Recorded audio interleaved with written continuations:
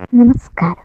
29, 30, 31 ദിവസങ്ങളിൽ വളരെയധികം ശ്രദ്ധിക്കേണ്ട 9 നാളുകാരെ പറ്റിയാണ് ഞാൻ പറയാൻ പോകുന്നത്. ഈ നാളുകാർ വളരെയധികം വർഷാവസാനം വളരെയധികം ശ്രദ്ധിക്കണം.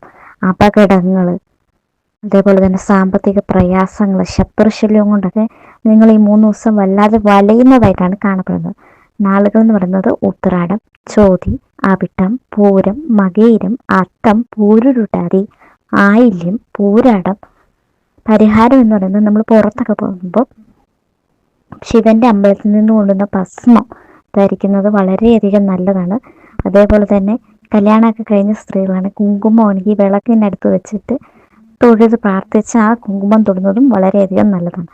അതേപോലെ തന്നെ ഒരു തുളസിക്കതിര്, എവിടെയെങ്കിലും പോകുമ്പോൾ ഒരു തുളസിക്കതിര് നമുക്ക് പറ്റുകയാണെങ്കിൽ തല ചൂടുകയോ അല്ലെങ്കിൽ ഒരു പോക്കറ്റിൽ സൂക്ഷിക്കുകയോ അല്ലെങ്കിൽ പേഴ്സിൽ സൂക്ഷിക്കുകയോ ചെയ്യുക.